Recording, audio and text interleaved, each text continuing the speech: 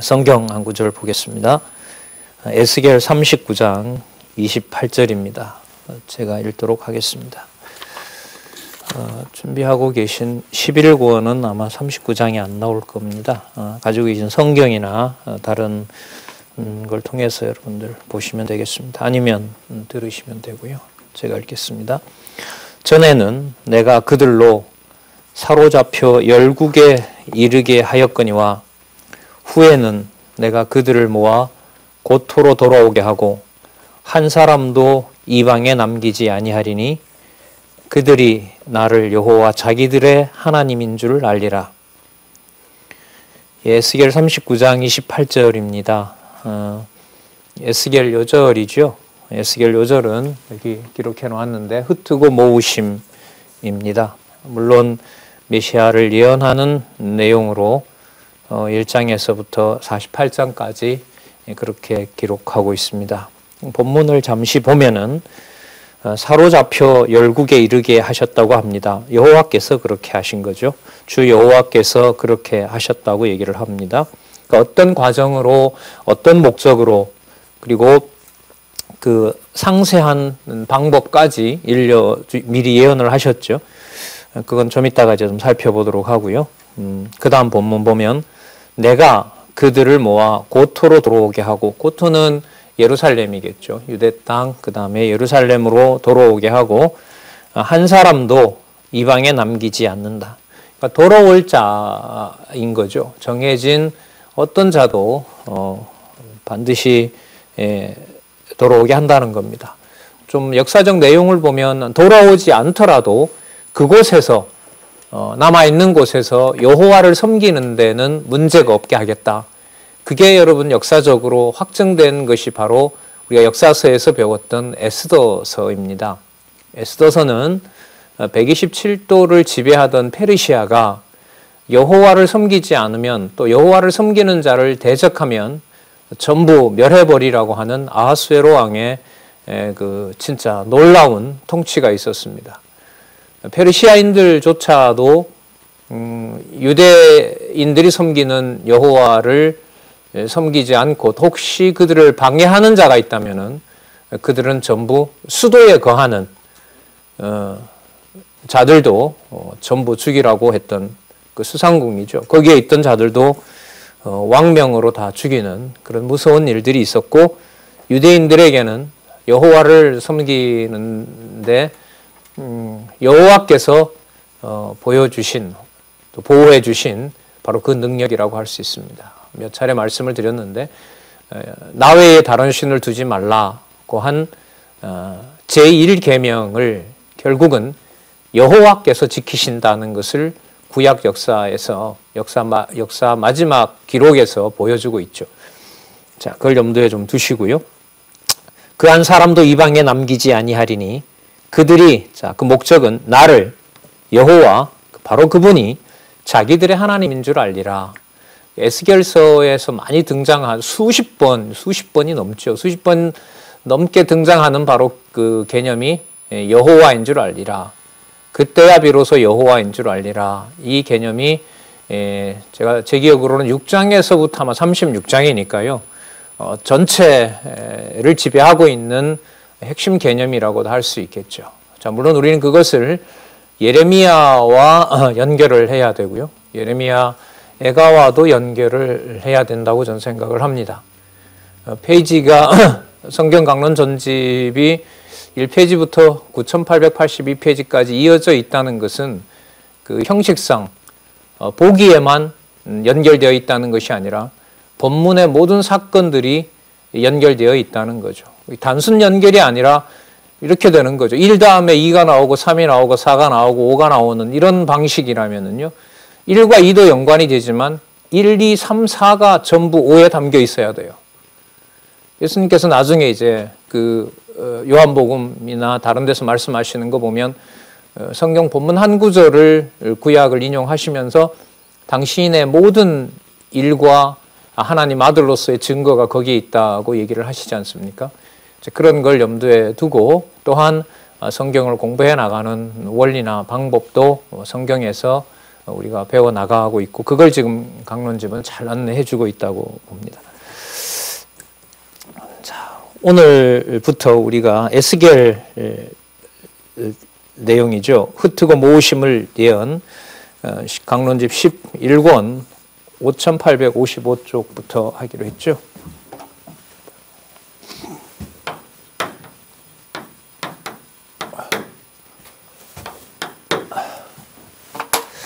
자, 오늘 첫 시간에는요, 이른바 대선지자 예언으로 언약한 내용, 이게 대선지서를 중심으로 이루어져 있죠. 5권, 크게 보면 4권이죠. 이사야, 예레미야, 에가, 그 다음에 에스겔, 다니엘, 그 부분에 대한 그 약간의 역사적 배경을 이해를 하면서 예레미야, 에가가 이제 앞부분에 어떻게 보면 전체로 보면 마지막 내용이었잖아요. 그 뽑고 심으심 가운데 제목을 잠시 보면은 언약 성취의 간구 내용이 들어와 있고요. 5장의 기억을 좀 더듬어 보면 주의 보좌가 하늘에 있고 지금 땅에서 일어나는 일은 처참한 자녀와 부모의 그 살점이 그 입으로 들어오는 도저히 감당하기가 어려운 그런 상황 속에 기도하는 내용이 바로 예레미야 에가 내용이었다는 것은 여러분 지난 학기 마지막 시간에 여러분들과 좀 어렵게 좀 읽어 나가지만 깨달음을 주지 않으면 하나님의 말씀의 권위가 무엇인지 우리가 그때 다시 한번 그때 기억을 다시 한번 떠올려 보면서 신중하게 그렇게 에스겔서 내용으로 들어가도록 하겠습니다. 잠시 좀 참조하도록 할까요? 예. 예언을 통한 언약이 바로 이 그린 도표에 나타나는데요. 예언을 통한 언약 가운데 일단 대선지자 예언이죠. 이사야, 그 다음에 예레미야에가, 그 다음에 에스겔, 다니엘. 그래서 조금 이해가 되기 쉽게 여기 있는 이제 여러분 개념들은 성경 개론과 성경 강론집에 나와 검증을 한 그런 개념입니다. 확인을 했고요. 뭐 조금의 차이는 있을 수 있지만 뭐 이걸 가지고 시비거리가 생기지는 않으리라고 봅니다. 우리가 다니엘, 이사야 내용하고요. 예레미야, 에가 내용을 살펴봤죠. 그 다음에 에스겔과 다니엘 이렇게 이제 두 부분으로 남아 있고 오늘 이제 에스겔 내용을 들어가려고 그렇게 합니다. 4명의 대선지자들에게 했던 좀 그 시기를 보면 특정이 되어 있는 해는 예레미야와 에스겔, 어떻게 보면 다니엘 이래서 확인할 수 있고요. 특정은 하지 않지만 그 시기의 어떤 대략적인 상황을 이해할 수 있는 근거들은 성경에 얼마든지 나옵니다. 먼저 이사야서를 보면은요, 740년에서부터 680년 사이에 기록이 됐습니다. 그러니까 40년, 그 다음에 80년이니까 20년 하면 60여 년 동안에 이사야를 불러서 예언을 하두고 기록한 내용입니다. 기록의 내용은 아닙니다. 기록의 내용은 바로 메시아와 메시아의 초림과 재림까지 넘어가는 내용이 되어 있고요. 그러니까 어떻게 보면 문법적인 역사적 배경과 관련해서 좀 이해를 돕기 위해서 여러분에게 말씀을 드리는 겁니다. 그러니까 740년 우시아이죠. 우시아이고 680년은 바로 그 유명한 히스기야 왕이라고 할 수 있습니다. 여러분 요 사이에 바로 그 북이스라엘이 721년 혹은 뭐 2년 여기에 북이스라엘이 멸망하는 해가 들어 있죠. 자, 그러니까 북쪽 이스라엘이 멸망하기 전에 남쪽 유다는 여기 있죠.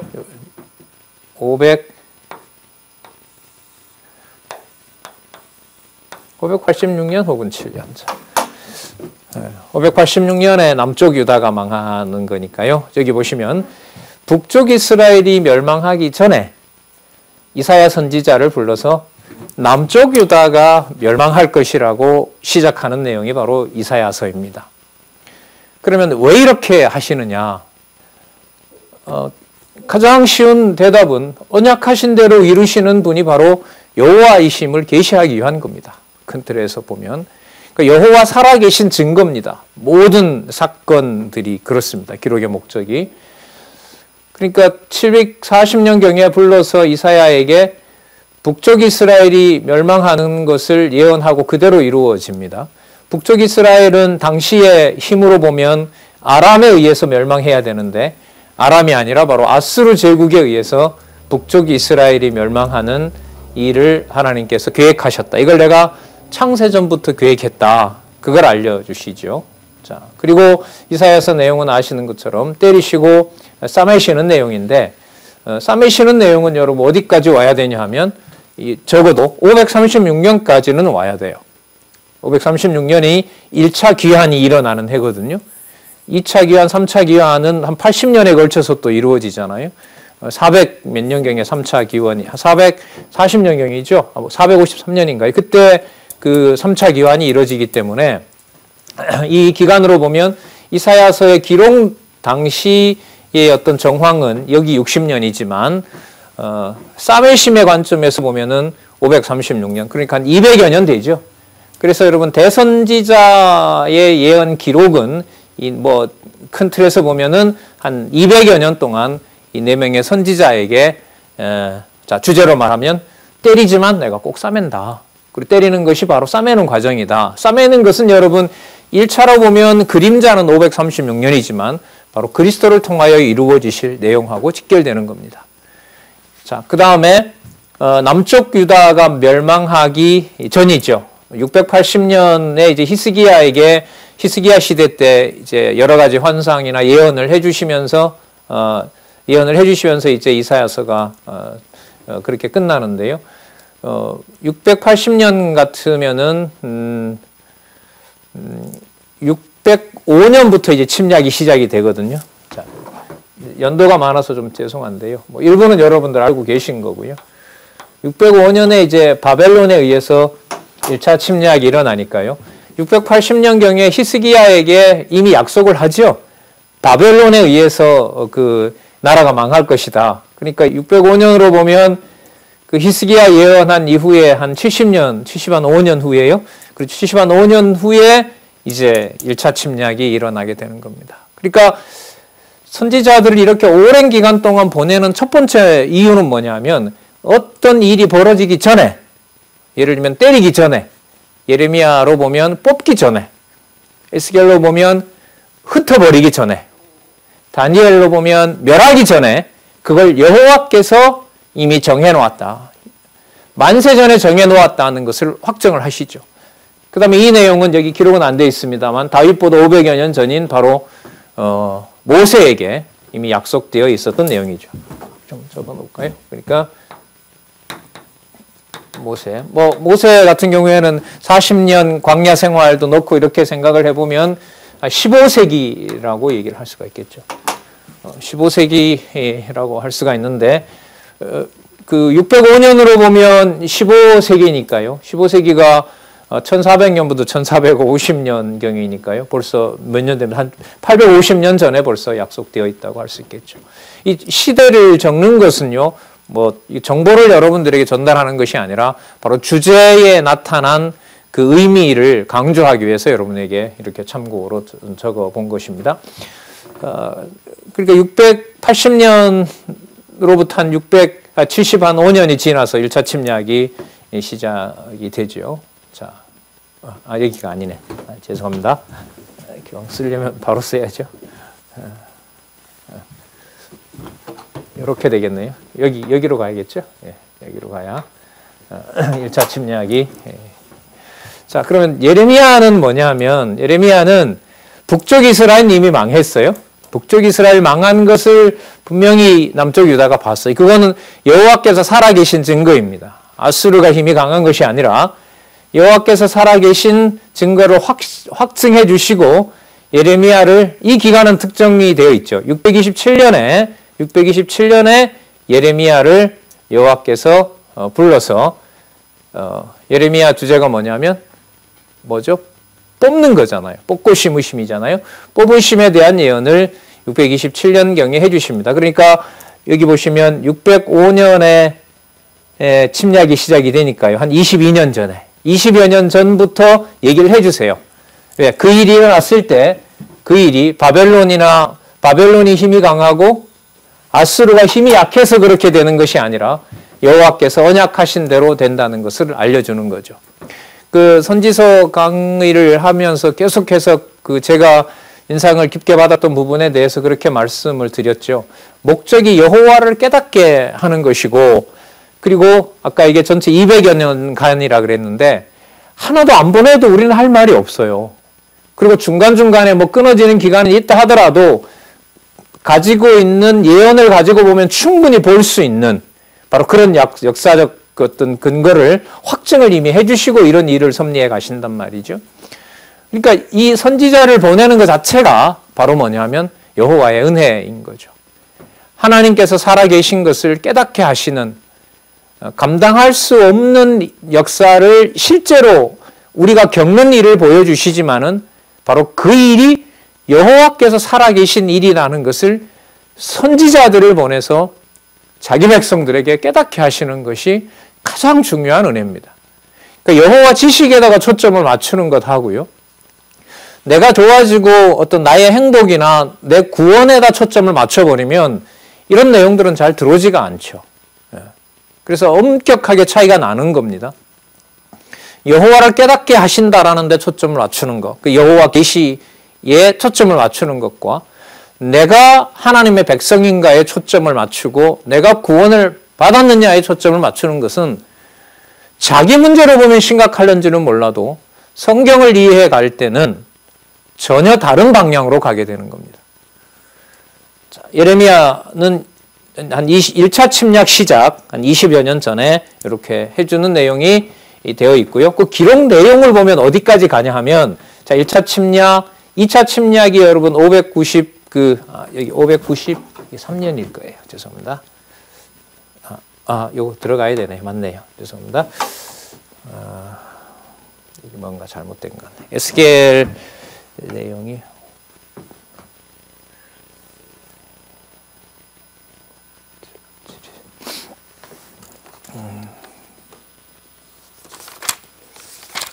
예, 맞습니다. 1차 침략이 605년이고요. 2차 침략이 598년인가 그렇죠. 그리고 3차 침략이, 마지막 침략이 586년 이렇게 되어 있잖아요. 여기 보면 이 바벨론이 침략을 하기 20년 전에, 그리고 여기 보세요.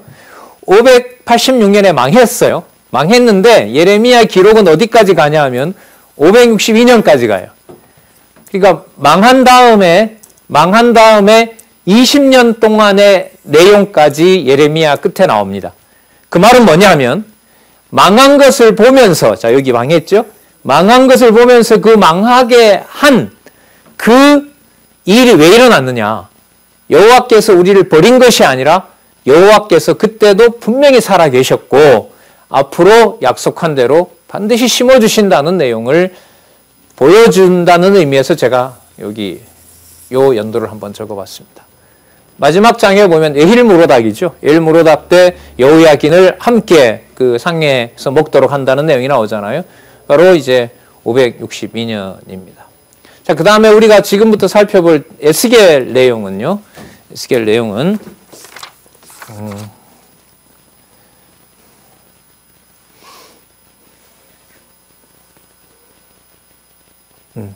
그렇죠. 제가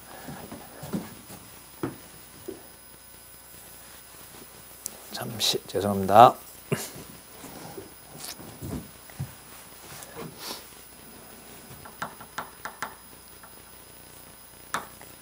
그래, 뭔가가 좀 이상했습니다.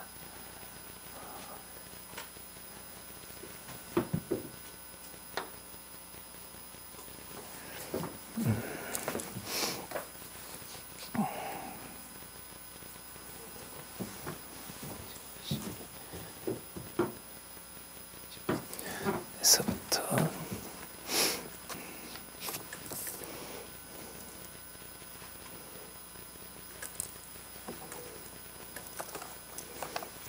잠깐만요. 연도가 제가 제대로 해놨는데 몰랐을 수도 있으니까.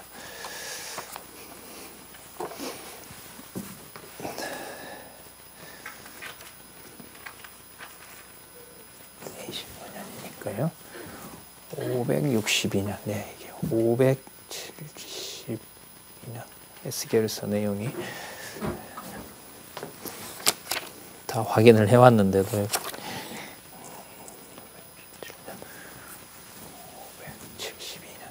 572년. 572년. 여러분 에스겔서 한번 같이 찾아보시겠어요? 에스겔서 여러분 1장에 한번 보시면은요. 에스겔서 1장에 제 30년 4월 5일에 내가 그발강가 사로잡힌 자 중에 있더니 하늘이 열리며 하나님의 이상을 내게 보이시니 여호야긴 왕의 사로잡힌 지 5년 그달 5일이라 이렇게 나오죠. 그게 5863에 가면 573이라고 나오죠. 예, 573 맞네요. 죄송합니다. 예, 573년이고요. 573년이고 이게 한 25년 가니까 550년. 여기서 잘못됐네요. 여기 536년이고요. 550년경. 자, 이렇게 잡으면 됩니다. 여기가 죄송합니다. 에스겔 이렇게 보시면 돼요. 자, 네. 에스겔 내용은 그 본문에 나와 있는 대로요. 여기가 2차 침략이 597년이에요. 이게 2차 침략인데, 자, 그리고 3차 침략이 586년이니까요. 에스겔 한번 보시면 2차 침략이 뭐하고 끝나고 그 다음 3차 침략이 일어나기 전에 에스겔 선지자를 불러서 뭐 한 거예요? 예언하도록 하신 내용이에요. 그러니까 이사야서 내용은 1차 침략 전에 북쪽 이스라엘 멸망하기 전에 불러서 예언한 대로 이루어진 내용이고요. 예레미야 애가 내용은 1차 침략을 남쪽 유다가 받기 전에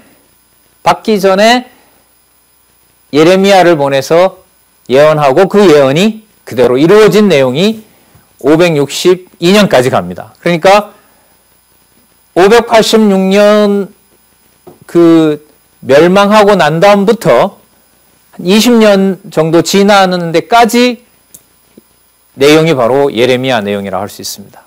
그러니까 이 시기를 좀 역사적으로 살펴보는 이유는 분명히 약속했던 대로 그 약속한 내용이 어떻게 됐다? 이루어졌다는 것을 확증하기 위해서 제가 이 기록 내용들을 연도수를 살펴본 겁니다. 그 다음에 에스겔서 내용은 보면 3차 침략이 일어나기 전에 선지자를 불러서 3차 침략이 끝났어요. 그리고 여기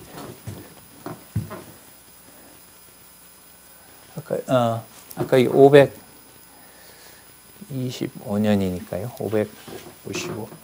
562년경 500한 이게 좀 확인 좀 해보도록 하겠습니다. 이 시기가 나오는데요. 에스겔서 내용도 물론 3차 침략이 끝난 다음에 바로 포로 생활을 한 절반쯤 할 때예요. 그러니까 536년에 여기가 1차 귀환이 일어나는데 1차 귀환이 일어나기 한 35년 전에까지 에스겔서 내용이 들어있다고 보면 됩니다. 그러니까 그럼 다니엘서 내용은 어디서부터 어디까지냐면 다니엘서 내용은 이 성경에 기록이 나와 있어요. 603년인데 603년은 1차 침략이 끝난 다음에 2년 후에 하나님께서 그 바벨론 왕 느부갓네살에게 이상을 보여주죠. 이상을 보여주는데 그 이제 꿈 해석에서부터 시작해서 536년 다니엘이 예루살렘에 돌아왔다는 기록까지 있어요. 그러니까 1차, 2차, 3차를 다 경험하게 하고요. 그 다음에 물론 미래 메시아 예언까지 한 다음에 이스라엘 백성, 남쪽 유다가 결국 약속한 대로 뭐 하는 것까지, 귀환할 때까지. 그러면 전체적으로 보면 멸망하기 전에 어떻게 하고 보내시고, 그리고 그 사건이 이루어지고 난 다음에 그 일어난 일을 누가 하신다? 여호와께서 하신다는 사실을 알려주는 내용으로 이 시기를 살펴볼 수가 있어요. 제가 그때 좀 인상 깊었던 건 뭐냐면, 여러분 여기 겹치는 기간들이 있잖아요. 여기 보시면 다니엘이라든지 에스겔이라든지 여기 다 겹치죠. 요쯤 가면 이 선지자들이 다 겹쳐요. 이쯤 가면 예레미야도 들어가고, 그 다음에 에스겔도 들어가고 다니엘도 들어가요. 그러니까 어떤 시대에는 하나님께서 에스겔은 예루살렘에 붙잡혀간 상태에다가 두고, 그 다음 다니엘은 붙잡혀간, 이 사람은 왕궁의 총리가 되니까요, 왕궁에다가 두고 거기서 또 일을 보게 하고, 그 다음에 예레미야는 어떻게 해요? 이 사람들이 끌려와 있을 때 예루살렘에 남겨놓고 처참한 광경을 보게 하면서 같이 예언을 하게 하는 거예요. 그래서 저는 여기서 이 선지서의 내용들이 많고 또 그 상황이 굉장히 어렵잖아요. 그 어려운 상황에서 선지자들을 보내는 것이 성경 계시 기록의 목적과 매우 중요하게 맞닿아 있다. 바로 그 사실을 알려주는 것이 여호와께서 자기 백성들을 보호하고 하나님 살아계신 것을 확증해 주는 것하고 연관이 된다. 그걸 이제 여러분들에게 좀 강조를 하고자 말씀을 드렸던 겁니다. 자, 이 부분은 좀 이따 다시 한번 제가 확인하도록 할게요. 제가 13권을 12권에 보면 나오는데 12권은 제가 가져오지 않았어요. 자, 그러면 우리 어디로 가시냐 하면 5855쪽으로 가셔서 에스겔서부터 살펴보도록 그렇게 하겠습니다.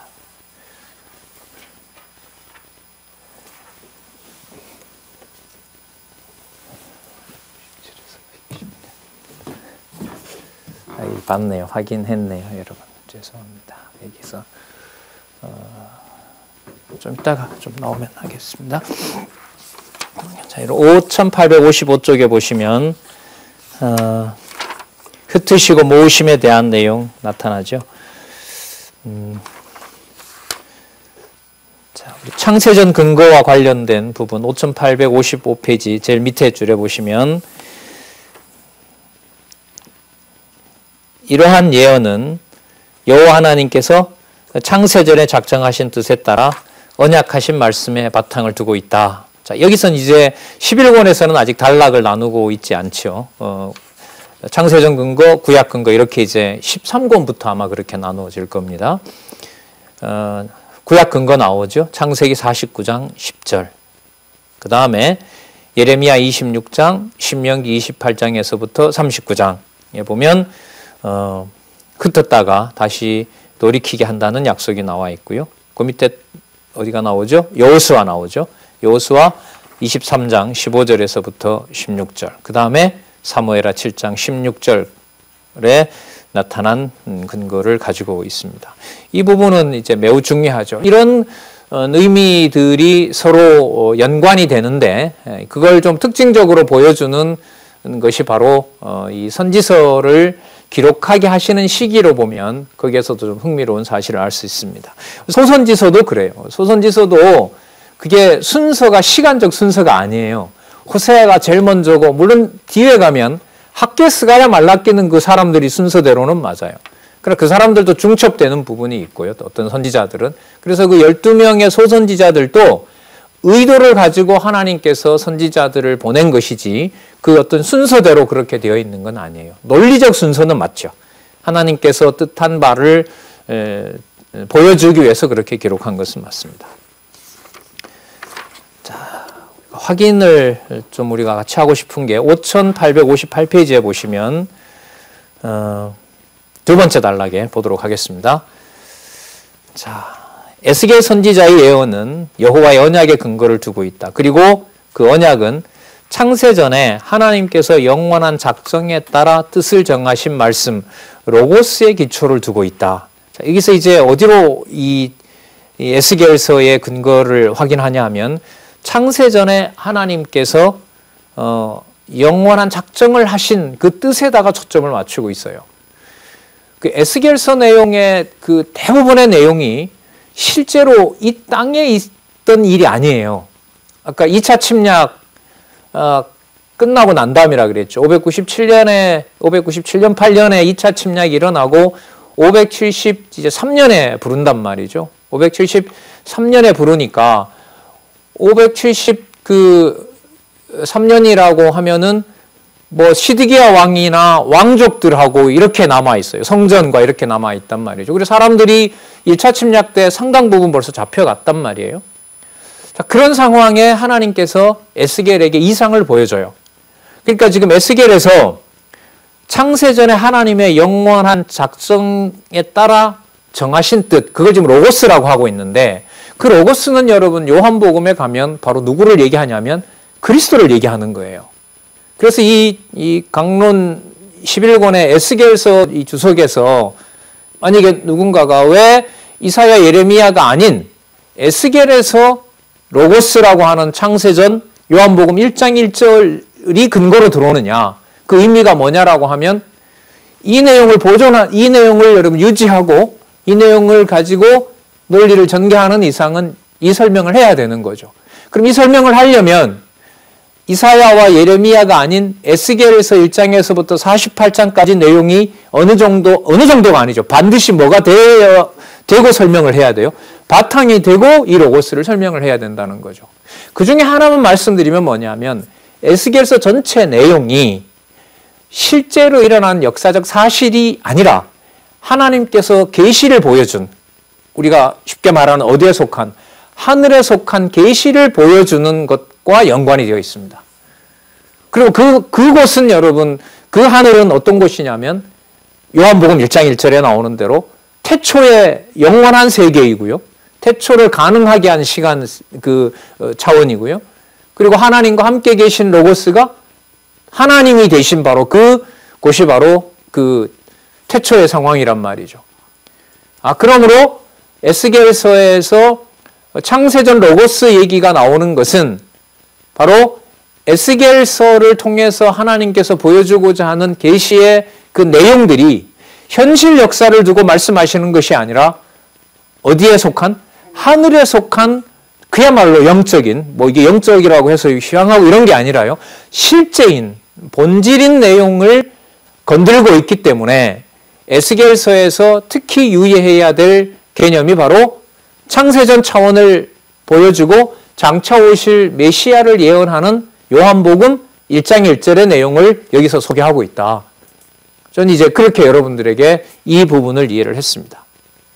자, 그럼 조금 더 읽어보도록 할게요. 그 로고스가 그 언약의 근거가 되는 거잖아요. 로고스는 영원 불변의 하나님이다. 이렇게 나와요. 하나님. 우리가 보통 삼위 하나님이라 그러죠. 여기서는 주로 성부 하나님과 성자 하나님이 분리될 수도 없지만은 서로 뭐 한 거예요? 떨어져 있지도 않는 거예요. 떨어져 있다, 붙어 있다 이렇게 말하는 것보다 신학에서는 그래서 이 부분을 그렇게 얘기를 해요. 분리되지도 않고 그렇다고 섞여 있지도 않는, 그러니까 아버지와 아들 관계가 분명한, 그러나 표현하기로는 그분들이 어떤 분이세요? 시간 세계를 넘어서 있는 영원하신 하나님, 이렇게 표현이 되는 겁니다. 성령께서 여러분들과 저희에게 내주한다고 해서 성령이 여러분들과 제 몸에 갇히는 겁니까? 그런 게 아니란 말이죠. 모든 이 세계에 또 과거에도 있었고 장차 올 하나님의 백성들의 모든 그 통합의 원리, 통합의 주권자가 바로 성령 하나님이 말씀으로 역사하는 걸 통해서 일어나는 거기 때문에요. 그것도 하나님의 신성을 동등하게 강조하는 것은 매우 중요한 거죠. 자, 이런 신학적 문제들은 좀 다른 그 어떤 기회가 필요할 것 같습니다. 자, 그 다음 더 볼게요. 그러므로 하나님이신 로고스에 기초한 여호와의 언약 역시 불변한다. 따라서 여호와의 언약에 기초한 선지자의 예언도 불변한 것이다. 여호와 하나님께서는 영원한 작정에 따라 뜻을 정하신 로고스. 참 이런 개념들은 고도의 신학적인 개념들이에요. 이거는 그냥 따다가 갖다 쓸 수가 없어요.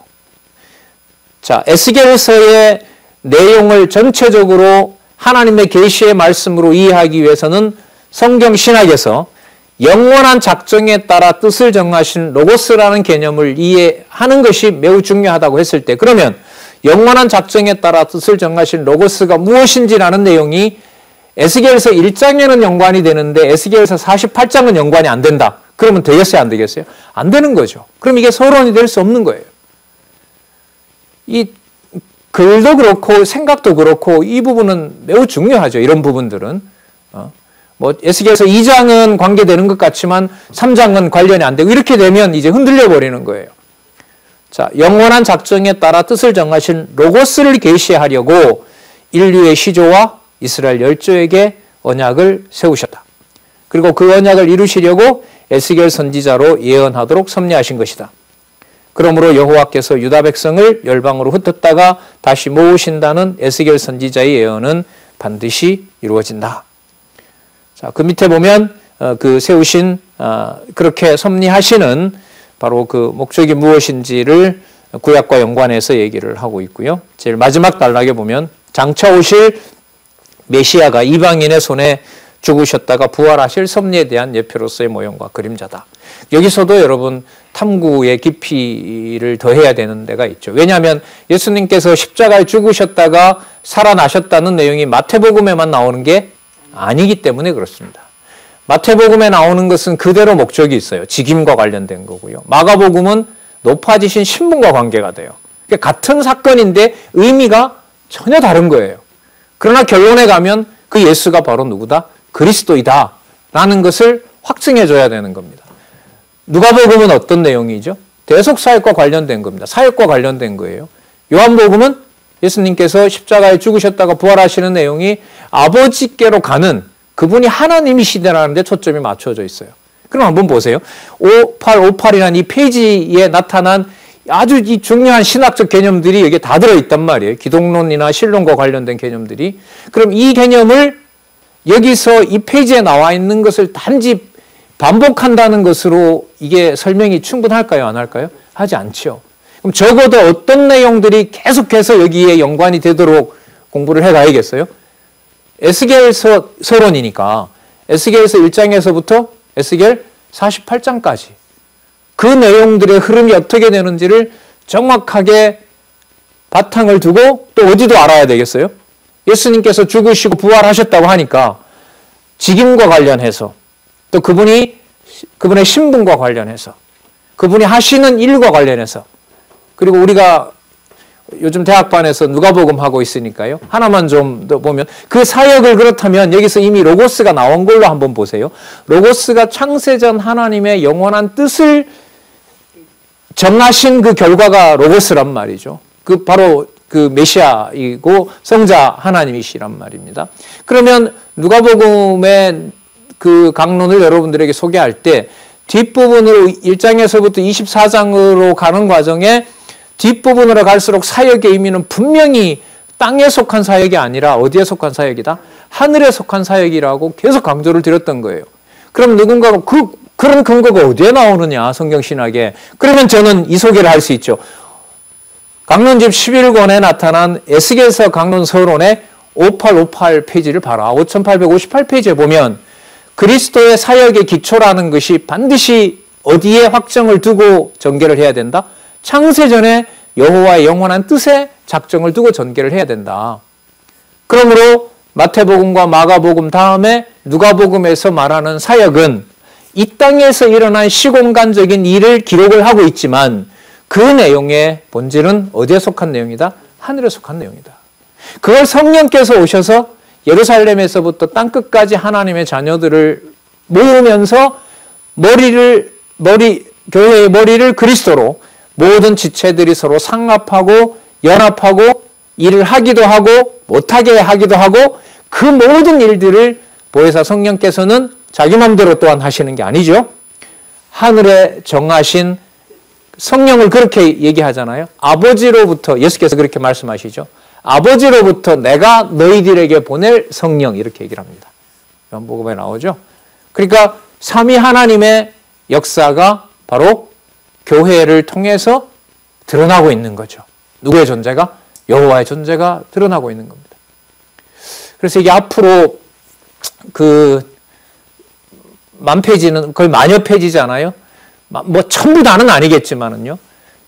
물론 성경 내용은 전부 다 담고 있으니까요. 어디를 전개하더라도 다 연관이 되겠지만은 신학적으로 아주 중요한 문제들, 또 수백 년 동안에 성경에 바탕을 주지 않았기 때문에 생겼던 신학적인 오류들, 그런 부분들을 이제 앞으로 어떤 몇 장 몇 절 어디더라도 그 내용들을 충돌하지 않고 논리적으로 설명을 잘 할 수 있는 그런 연구들이 앞으로 진행되었으면 좋겠습니다. 우리 신학 교수님들도 요즘 목사님들을 통해서 강의 듣는다고 들었고요.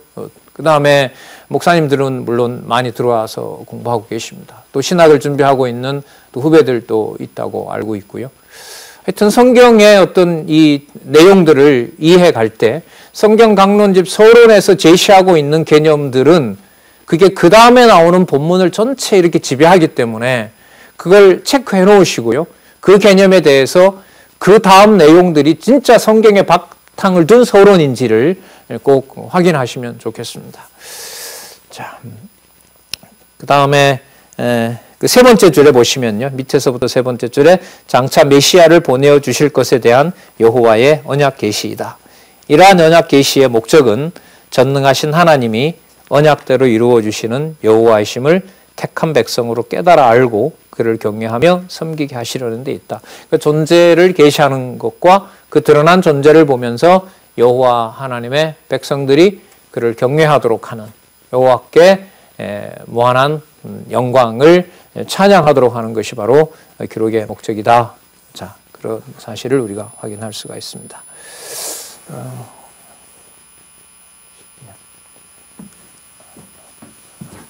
여러분 여기 보니까 제 메모가 이제 드러내요. 이게 572년 이게 맞는데 제가 헷갈려 버렸어요. 자, 여기 보면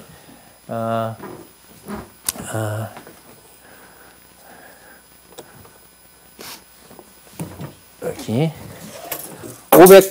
597년이잖아요. 2차 침략이죠. 그 다음에 사로잡힌 지 5년 만에 593년에 자, 이렇게요. 자, 593년에 이제 예언을 시작을 해요.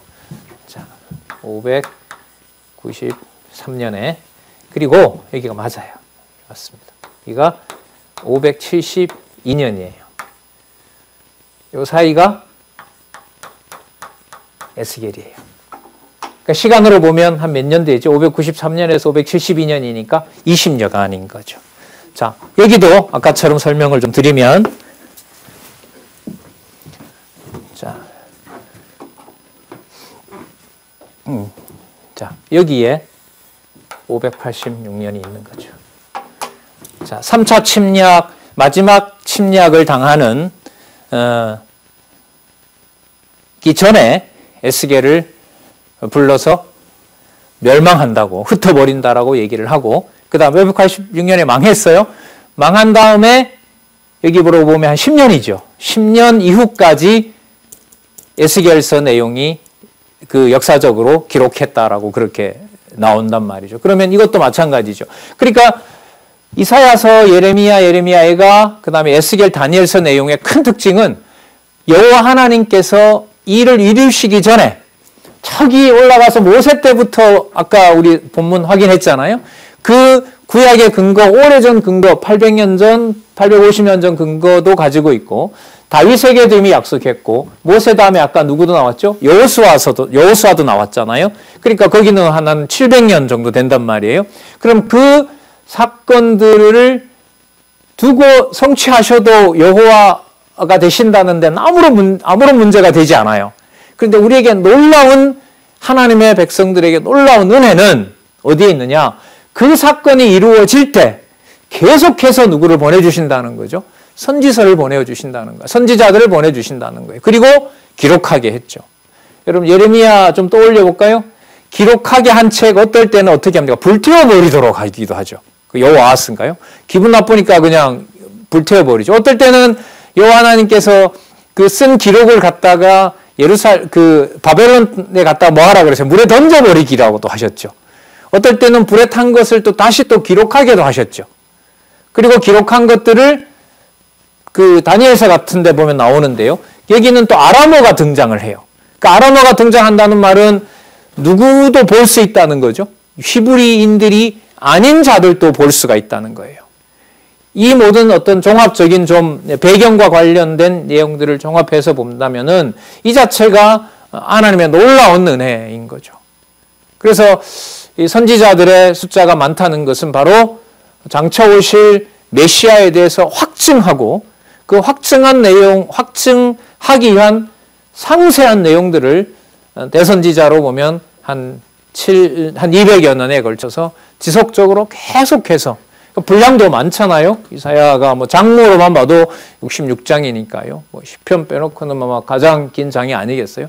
그런 내용들로 계속해서 지속적으로. 그래서 여러분 제가 이 기간들을 아까 말씀을 드렸는데 이게 한 60년 여간이 되잖아요. 그럼 60년 동안 맨날은 아니지만 그때마다 계속 누구를 보내주시는 거예요? 선지자들을 보내주시는 거예요. 여기도 한번 볼까요? 예레미야가 여기는 627년에서부터 562년이니까 여기도 한 60여 년간 되죠. 계속해서 선지자들을 보내줘요. 에스겔서 같은 경우는 좀 줄어요. 593년에서 572년이니까 한 몇 년 정도? 20여 년 동안. 20여 년 동안 망하기 전과 망한 이후에 계속해서 선지자들을 보내줘요. 다니엘서는 한 70년 되죠. 603년에서부터 536년까지 1차 귀환할 때까지니까 이거는 다니엘은 또 총리까지 시켜서 그 나라 어디 실권을 보면 제1인자와 같은 자리이죠. 거기에 두고 하나님께서 앞으로 일어날 일들을 보여주시는 거예요. 이 모든 초점이 누구에게 맞춰져 있어요? 그 메시아에게 맞춰져 있죠. 그리고 아까 설명했던 내용으로 보면 이를 창세전에 뭐라고 했었죠? 로고스에게. 모든 이 언약과 성취 내용의 근거가 바로 어디에 해당한다? 로고스에 해당한다는 겁니다. 그러면 현상 세계에서 이루어지는 하나님의 섭리의 핵심은 바로 뭐냐면 창세전 여호와 하나님의 살아계신 증거를 언약하신 대로 아들과 맺은 언약대로 우리 시대로 보면 성령께서 오셔서 확증하는 시대에 여러분들과 제가 살고 있는 겁니다. 그 내용이 막연한 것이 아니라 성경의 본문 내용들을 하나씩 이어갈 때 그야말로 하늘로 가는 하늘에 속한 하나님의 자녀임을 확인하는 사다리를 놓는 것이다. 그렇게 좀 이해를 할 수 있겠습니다. 조금 전에 좀 분명하게 확인을 하지 못해서 죄송하고요. 우리 한 10분 쉬고요. 에스겔서 내용으로 들어가도록 그렇게 하겠습니다.